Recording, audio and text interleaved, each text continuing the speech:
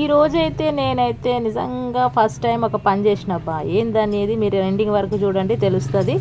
నా డే అయితే ఇది ఈవినింగ్ అనమాట వ్లాగు. నేనైతే ఇప్పుడు స్టార్ట్ చేసిన. మా మమ్మీ ఇక సాయంత్రం 5 గంటలకు నాకు చెప్పింది, మా ఇంట్లో ఈరోజు మిక్సీ ఖరాబ్ ఉందనమాట. అందుకని చెప్పేసి అల్లం ఎల్లిగడ్డ పేస్టు నన్నే రోట్లో నూరమని చెప్పింది అనమాట. నేనైతే కష్టపడి అయితే స్టార్ట్ అయితే చేసిన. ఫస్ట్లో అనుకున్న అమ్మ నేను రుబ్బుతానో లేదో అనుకున్నా, కానీ పర్లే బాగానే దంచుతున్నా. ఇక మా అమ్మని బట్టి ఇక నీకు పని రాదు ఏం రాదు నువ్వు రుబ్బుతావా అన్నట్టు అన్నాడు. మా అన్న అప్పుడు అన్నాడు, నువ్వు రుబ్బుతున్నావా అని. మా వదిన వచ్చి అన్నది, నువ్వు రుబ్బుతున్నావా అని. మా అక్క వచ్చి అన్నది, నువ్వు రుబ్బుతున్నావా అని. ఏంది నాకు పని రాదు అనుకుంటున్నారా ఏందో వీళ్ళంతా. ఏదో నాకు వచ్చింది ఏదో ట్రై అయితే చేస్తున్నాను. నిజం చెప్పాలంటే నాకు పని చేయడం అంటే ఇష్టమే, కానీ నాకు ఎప్పుడు పని చెప్పరు ఏం చెప్పరు. నేను సడన్గా నాకు పని చెప్పేసరికి నేను పని చేస్తాను ముందుకు వచ్చేసరికి ఇంకా మా వాళ్ళంతా ఇట్లనే ఈ చిత్రంగా అంటుర్రు అనమాట. నిజం చెప్పాలంటే నేను చాలా పందంగా నా చిన్నప్పటి నుంచి నన్ను అట్లనే పెంచిరనమాట. చిన్నది అదేం చేస్తుంది అని చెప్పేసి ఊకే నన్ను అన్నారు. నాకు కూడా నేనేం చేస్తాను, ఇంకా మా వదిన ఉన్నది, అమ్మ ఉన్నది, అక్క ఉన్నది, నాకేందిలే అనుకొని ఊరుకుంటా ఉన్నా. కానీ ఏమైందంటే ఫైనల్కి వచ్చేసరికి నాకు ఏ పని రాదు. ఇప్పటికి కూడా అంతే పందంగా. నేను పొద్దున కూడా రాత్రికి ఎప్పుడో సినిమాలు చూసుకుంటా సాంగ్స్ వినుకుంటా 10-11 గంటలకు పండుకుంటాను. 11-12 అవుతుంది ఒక్కొక్కసారి. కానీ పొద్దున మాత్రం 7:30-8 గంటల వరకు లేస్తాను మెల్లగా.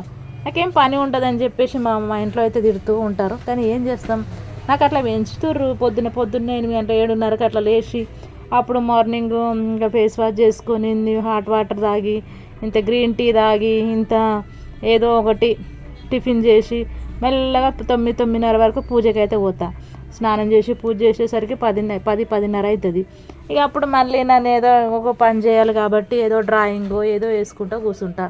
ఓ రోజు డ్రాయింగ్ వేస్తాను, ఓ రోజు బయట ఏమైనా వర్క్ ఉంటే బయట పోతాను, లేకుంటే ఒక రోజు ఇంట్లోనే ఏదో ఒకటి పని అయితే నేనైతే చేస్తుంటాను. ఏది పని లేకపోతే టీవీ చూస్తాను. అది కూడా కాకపోతే ఏదైనా మంచి సినిమాలు ఓటీటీలో అయితే వస్తాయి, అవి అయితే చూస్తాను.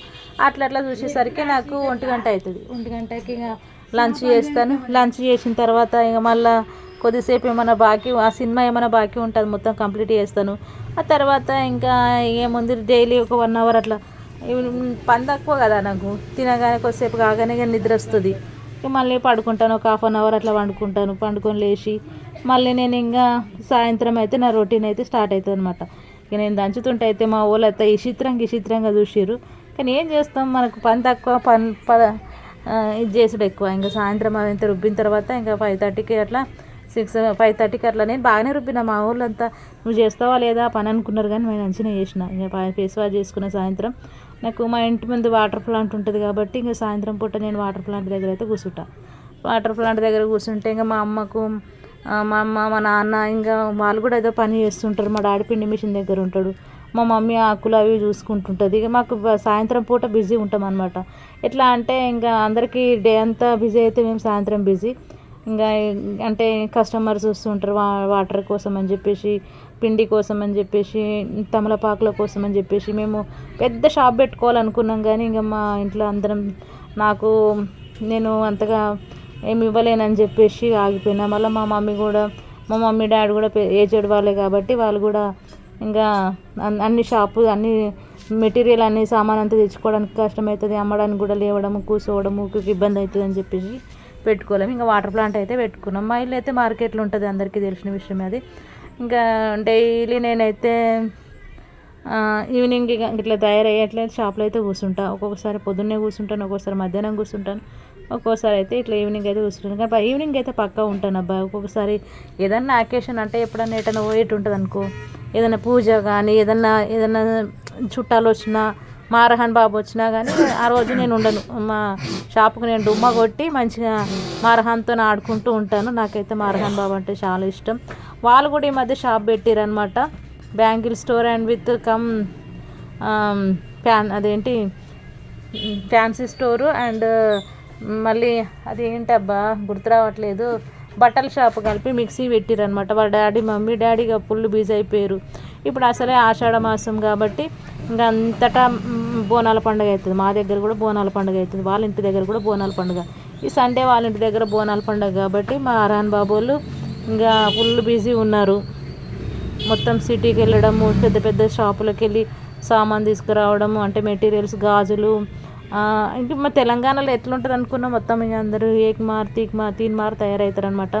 సూపర్ తయారవుతారు అందరూ. ఇంకా వాళ్ళ తగ్గట్టుగా బ్యాంగిల్స్ అని, జడలని, కుందన్స్ అని, చోకర్స్ అని, మేము కుందనాలని రకరకాలు తెస్తారనమాట. నేనైతే ఇంతవరకు ఏమి పెట్టలేదు. నాకు ఇట్లా సింపుల్గా ఉండడమే ఇష్టం. కాకపోతే జర స్టైలిష్గా ఉండడానికి ట్రై చేస్తా, కానీ నేను పెద్దగా ఏమి వాడలే. ఇంతే అనమాట. నా డైలీ రొటీన్ అయితే గిట్ల ఉంటుంది. నేనైతే రెడీ అయిపోయినా. నేను బాగా వాగుతాను. ఇదేం చెప్పాలంటే నేను మాట్లాడడంలో బాగా స్పెషలిస్ట్, మాట్లాడుతూనే ఉంటానన్నమాట. ఇంకా సాయంత్రం అయింది. సాయంత్రం ఇక మేము ఈరోజు నాకు అన్నం తినాలనిపించలేదు. మా అక్క కూడా అడిగినా, నాకు అన్నం ఏం తింటావులే అనుకుని చెప్పేసి ఇక మా అల్లుడికి చెప్పినాం. అరే నూడిల్స్ తినాలనిపిస్తుందిరా, చాలా రోజులు అవుతుందిరా అంటే వాడు వెంటనే పోయి షాపుకి పోయి తీసుకొచ్చిండు. చాలా గరం ఉన్నాయి. ఈరోజు అయితే నూడిల్స్ అయితే ఎట్లుంటాయా అనుకున్నా, కానీ ఒక్కొక్కసారి ఒక్కొక్క హోటల్లో తీసుకొస్తే బాగుంటుంది. కానీ ఈరోజు అయితే హోటల్లో చాలా అంటే చాలా టేస్టీగా ఉందన్నమాట. సో ఈరోజు నేనైతే ఏం జరిగిందంటే ఈ టేస్టీ డెలిషియస్ చికెన్ నూడిల్స్ అయితే తింటున్నాం. నాకు నిజంగా చెప్పాలంటే నేను నూడిల్స్ ఎక్కువ తినను, కానీ ఈరోజు కొంచెం టేస్ట్ చేసి చూద్దామని చూసిన. అసలు నాకు నిజం చెప్పాలని నూడిల్సే ఇష్టం ఉండదు, కానీ ఎందుకో టేస్ట్ చూసేసరికి చాలా టేస్టీ అనిపించింది. మంచిగా అనిపించేసరికి నాకు కూడా క్రేవింగ్స్ జరిగినట్ట. మా అక్క నేను ఇద్దరం లాగించినాం అనమాట. ఇదైతే నా సాయంత్రం వ్లాగ్. ఎలా ఉందో కామెంట్ రూపంలో చెప్పండి. ప్లీజ్ నా వీడియోస్ సబ్స్క్రైబ్ చేయండి నా ఛానల్ని, అండ్ నా వీడియోస్ లైక్ చేయండి, కామెంట్ చేయండి, షేర్ చేయడం మాత్రం మర్చిపోకండి. మంచి కంటెంట్స్ మీ ముందుకు ఇట్లానే వస్తుంటాను. ఇట్లా మీ విజయలక్ష్మి. Thank you everyone. ఎమ్మీ నూడిల్స్ డాడీ తింటున్నాను ఇంకా.